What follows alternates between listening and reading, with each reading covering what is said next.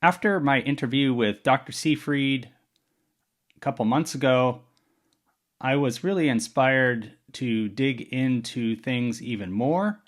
And one of the common questions that seems to keep coming up in forums, pretty much everywhere it comes up, where an individual is having difficulty getting in ketosis, getting their glucose low enough, their ketones high enough.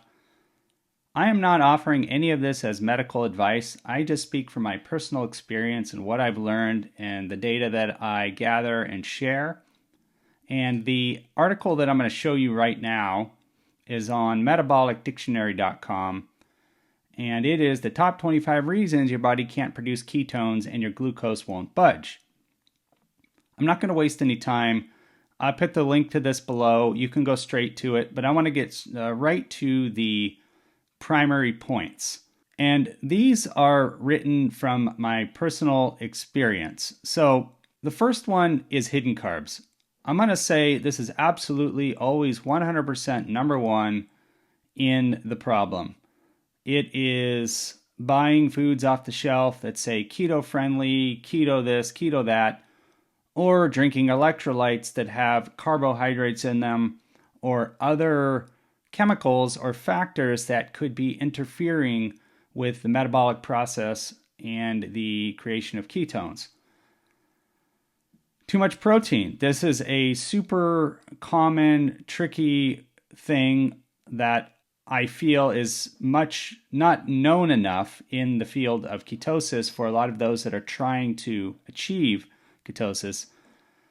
That I can't tell you countless times of speaking to someone who said, I'm eating like 5 steaks a day. I'm not getting ketosis, but I'm following all the protocols and rules.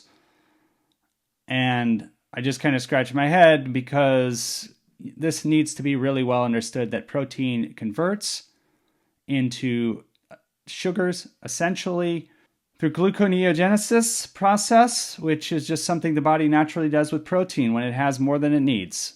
Not enough fat. Again, this can be a confusing thing because we've been schooled and educated, at least in my era, and I'm 45 years old, that eating too much fat was always a bad thing, and we should follow specific pyramids and different types of food diagrams and things to get the correct balance of everything.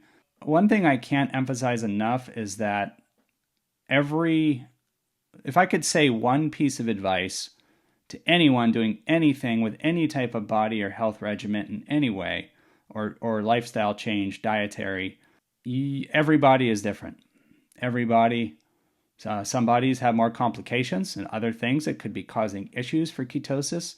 There's insulin resistance. There's all types of things that different bodies can run into and have trouble with. And a lot of these are factors that could potentially be genetic, meaning, you inherited from a family genetic line, or they could be long-term body abuse and not aware of it, like not drinking enough water. It could be as simple as that sometimes. Artificial sweeteners, and this is an interesting one because for me, allulose, for example, my glucose spikes with allulose for whatever reason. I do not know. It's not supposed to, but it does, and it throws me out of the higher levels of ketosis. I know some individuals who do perfectly fine with allulose and have no trouble with it. And there's also the really artificial sweeteners, such as in Diet Coke and things like that I believe they're fecconeuronics, or anyway, they changed the name of it from NutraSweet to something else, and it's on the label of almost every bubble gum and every diet soda out there that's sold on the supermarket shelf. So, again, this falls into the hidden ingredients thing. If something says no sugar added, all this, it's not keto friendly just because it says that. To me, if I could define what keto friendly means, it's basically bare bones, minimal ingredients. That's the simplicity of it. Like how much how many ingredients do you need to have in a, quote, candy bar? I would say pecans, dark chocolate, organic dark chocolate, and maybe a little stevia. And maybe some butter, grass-fed butter. Okay? That could be the totality of a treat or a candy bar. All perfectly fine ingredients. Again, the overconsumption of some nuts and seeds and things like that. There's a lot of controversy about this and the omegas that can get out of balance because of that, and potential inflammation from certain types of nuts and allergies. Again, this goes right back to the very basic of body differences. Some people have allergies to specific type of nuts, and that can cause inflammation. That can cause wreak all kinds of havoc on getting into ketosis. Lack of sleep. This is a huge one. A lot of people don't realize life situations, that day-to-day life situations can contribute to, I guess what we call stress and all these other problems. But firsthand, I've observed that not getting enough sleep definitely can create problems with getting into ketosis. 100% being stressed, major problem stuff. Obviously medications, underlying medical conditions, there's all types of different things that could be causing complications. And you have to really think of it so scientifically that, for example, let's say you're drinking a specific electrolyte powder and it's like no sugar, it's got low ingredients, but it has some chemical in it, something in it, and you're not aware of it, and you're drinking it every day, but it's conflicting with some other body condition. And it's causing a stressor somewhere, and it's causing inflammation somewhere in the body on some level, but it's a stressor of some kind. It's causing, a problem somewhere. And you might not even know about it, and you might not even know about it for a long time, and you might never know about it. But again, any one of these underlying medical conditions could cause complications with what would normally be a routine thing that you could do, but for whatever reason, the body's interacting oddly, or your body responds oddly to a specific ingredient. Insulin resistance, of course, causing, diabetic type stuff. This is serious stuff, and really need to consult with your any of this, you should be consulting with your trained medical professional and nutritionist to really analyze what your body needs to maintain proper, magnesium, potassium, calcium, hydration, all the very fundamental things, and then your vitamins and minerals that you absolutely need for just general and strong body function. Gut microbiome. Again, if your gut's not doing well, this can be problematic, could cause problems. Electrolyte imbalances, like I was saying, sodium, potassium, these types of things, if these are out of whack, the body can get strained and stressed, caffeine, for example, for some people is just way too much or too sensitive to it.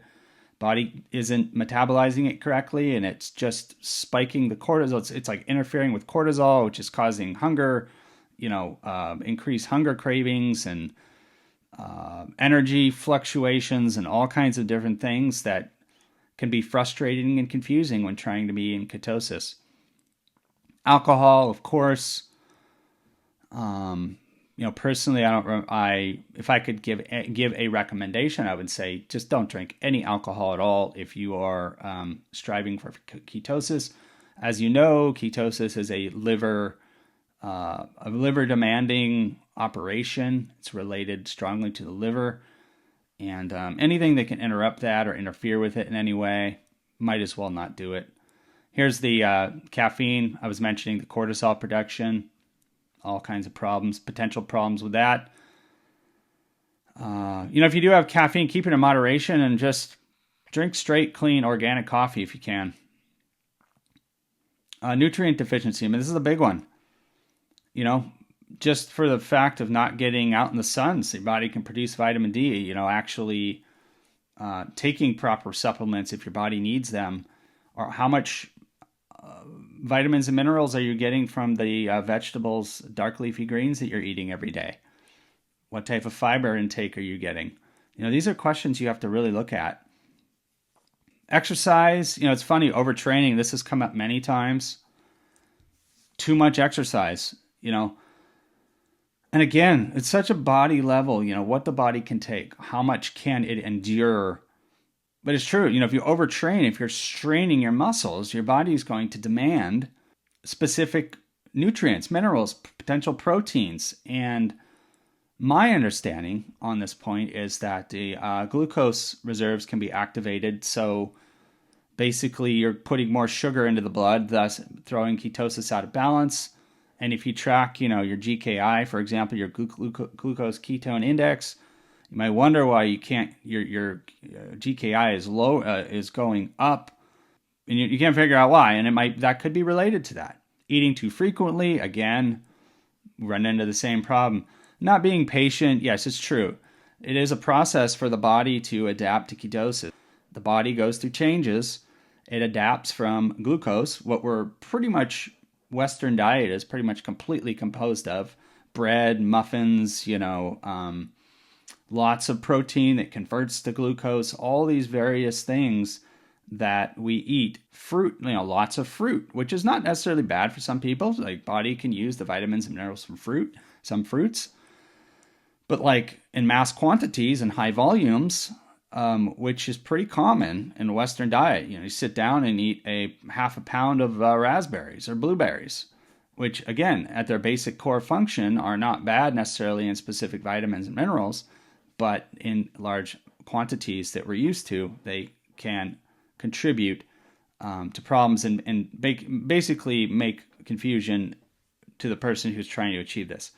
And then we have leptin resistance. This is a hormone point. You can do more research on leptin for yourself, but just something that can throw ketosis out of balance and make it hard to reach if it's disrupted in any way. Then we have mitochondrial dysfunction. This is something we talk about a lot, particularly if you follow Dr. Seyfried.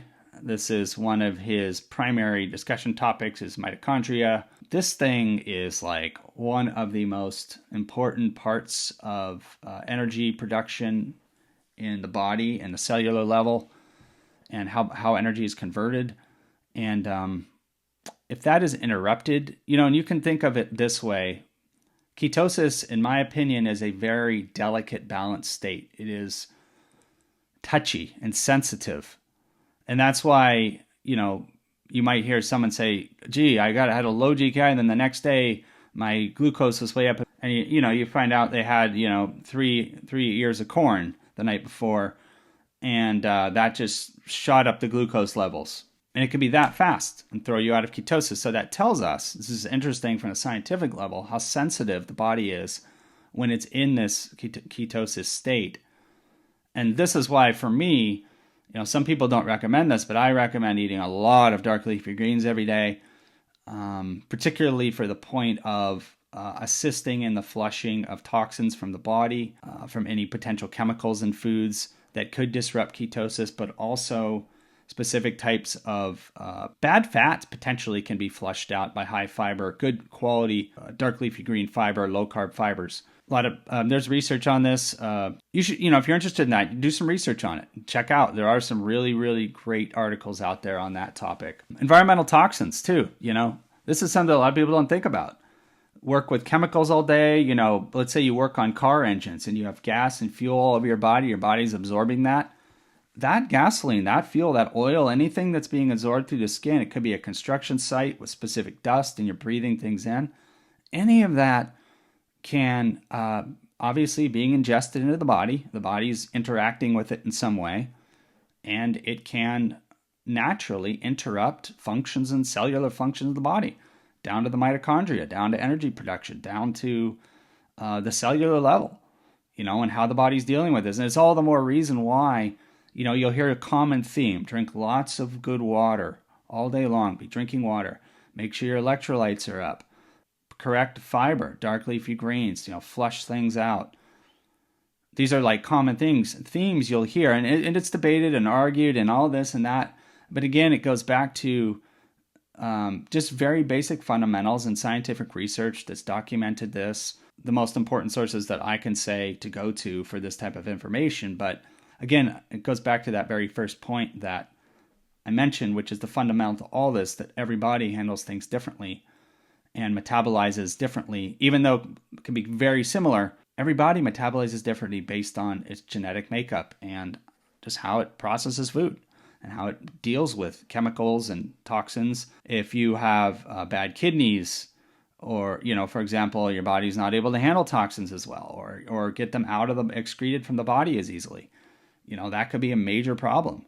So anyway, there's all these factors, but ketosis is serious business. Like, to really get in the ranges that you want to get in and stay in, you really have to be looking at a full spectrum of all the things the body's taking in every day and everything environmental around. It's a very interesting thing, but it's so true. And this is outside of even ketosis, but I've witnessed family members that have had extreme stress and they put on a lot of weight. Their physical health deteriorated. I've observed this firsthand. You might know experience in your life, or you've seen that or felt that, or observed it for yourself. I can only speak from my personal experience. Well, anyway, I'm going to put the link to this article below. Feel free to browse. I also have some videos in the GKI zone. I have so many videos I'm working on. I just haven't been able to get to them because of my day-to-day work obligations. But some of my videos, I talk about attaining GKI, lower levels of GKI. Again, if you use a KetoMojo and you're trying to get below 1, or you're trying to get below 2 or below 3 on a routine basis, some of the videos I created might be helpful. I have links to some of the products I use, eat, drink, things like that. I have a documentary that I'm working on. I have so much to do on it. It's like 2 hours long.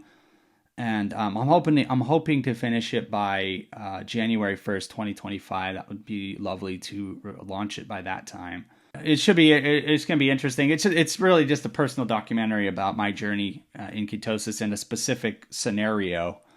And I don't want to give away all the details. Also on here, before I go, I put together this article. It's basically drugs and compounds discussed in metabolic therapy of cancer. This is an inventory of the specific drugs and compounds that are discussed, and including HBOT, hyperbolic oxygen, and hypothermic therapy, which has been coming up as a topic lately. But you can click on any one of these and learn a little bit more about them. Again, the purpose of this website, if you see down here, this is information only. This is just research. I like to document all this. I live a keto lifestyle, and I like to share the information. Although there are products that I share that link to Amazon, and I get like a tiny, tiny commission if you end up clicking on one and buying something. Sometimes I earn a little bit from that. Very, very small. But besides that, I hope this was interesting, guys. Good luck on your continued journey if you are striving to maintain or get into ketosis. Thanks for watching.